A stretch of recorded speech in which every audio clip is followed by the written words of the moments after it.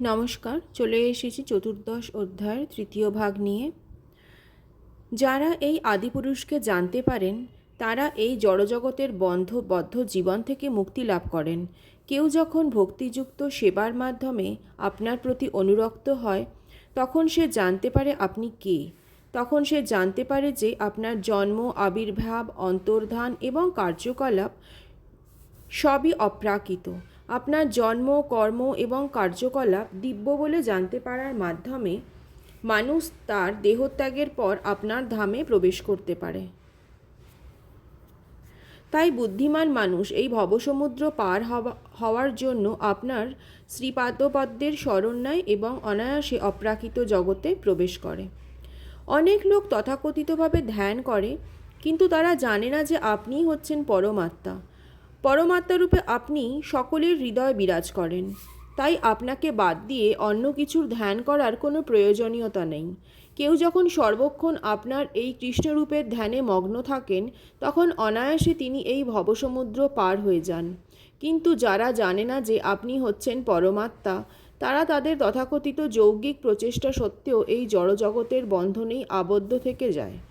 আপনার ভক্তসঙ্গের প্রভাবে যদি কোনো মানুষ জানতে পারে যে আপনি হচ্ছেন আদি পরমাত্মা, তাহলে তার পক্ষে ভবসমুদ্র পার হওয়া সম্ভব হয়। দৃষ্টান্তস্বরূপ বলা যায় যে রজ্জুতে সর্পভ্রম হওয়ার ফলে যে ভয়ের উদয় হয়, রজ্জুটি যে সর্প নয় তা জানার পর সেই ভয় থেকে সে মুক্ত হয়। তেমনি ভগবদ্গীতা গ্রন্থে আপনার বাণীর মাধ্যমে এবং শ্রীমদ্ভাগবত গ্রন্থে আপনার শুদ্ধ ভক্তদের বর্ণিত আপনার মহিমা সম্বন্ধে অবগত হওয়ার মাধ্যমে যখন আপনাকে জীবনের পরম উদ্দেশ্যরূপে জানা যায়, তখন আর জড় অস্তিত্ব সম্বন্ধে কোনো ভয় থাকে না। যে জানে যে রজ্জুটি সর্প নয় এবং সর্প নয়, তার যেমন কোনো ভয় থাকে না, ঠিক তেমনি যে মানুষ ভক্তি সহকারে আপনার সেবা করছে তার কাছে তথাকথিত বন্ধন বা মুক্তি উভয়ই সম্পূর্ণ নিরর্থক। ভক্ত জানেন যে এই জড়জগতও আপনার সৃষ্টি এবং তাই তিনি সব কিছু দিয়ে আপনার অপ্রাকৃত সেবা করেন। তাই তিনি সব রকমের বন্ধন থেকে মুক্ত। যে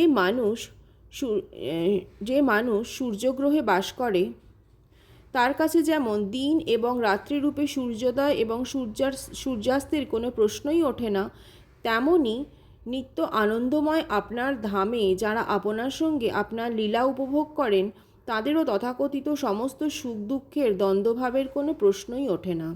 শাস্ত্রে আপনাকে সূর্যের সঙ্গে তুলনা করা হয়েছে এবং মায়াকে অন্ধকারের সঙ্গে তুলনা করা হয়েছে।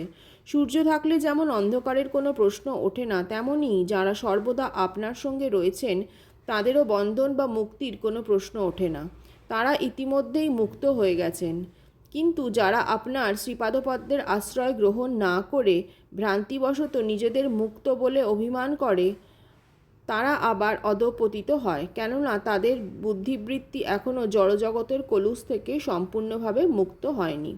তাই কেউ যদি মনে করে যে পরমাত্মা আপনার থেকে ভিন্ন এবং তা মনে করে বনে বা হিমালয়ের গুহায় গিয়ে পরমাত্মাকে খুঁজতে থাকে, তাহলে তাদের অবস্থা অত্যন্ত শোচনীয়। শাস্ত্রে আপনি সব রকমের ধর্ম পরিত্যাগ করে আপনার শরণাগত হওয়ার নির্দেশ দিয়েছেন, কেননা আপনার শরণাগত হওয়াই হচ্ছে জীবনের চরম উদ্দেশ্য। আপনি যেহেতু সব কিছুরই পরম উৎস, তাই যারা ব্রহ্মসুখের অনুসন্ধান করছে তারা প্রকৃতপক্ষে আপনাকেই অনুসন্ধান করছে। যারা পরমাত্মাকে অনুসন্ধান করছে তারা আপনাকেই অনুসন্ধান করছে। শাস্ত্রে বর্ণনা করা হয়েছে যে আপনার আংশিক প্রকাশ পরমাত্মারূপে আপনি এই জড় সৃষ্টিতে প্রবিষ্ট হয়েছেন। আপনি সকলের হৃদয়েই বিরাজমান এবং তাই পরমাত্মাকে অন্য কোথাও অনুসন্ধান করার কোনো প্রয়োজন নেই। কেউ যদি তা করে তাহলে বুঝতে হবে যে সে অজ্ঞানের অন্ধকারে আচ্ছন্ন। এই অজ্ঞানের স্তর অতিক্রম করে যিনি যথার্থ জ্ঞান লাভ করেছেন তিনি জানেন যে আপনি অসীম। আপনি অন্তরে ও বাহিরে এবং সর্বত্রই বিরাজমান। অন্য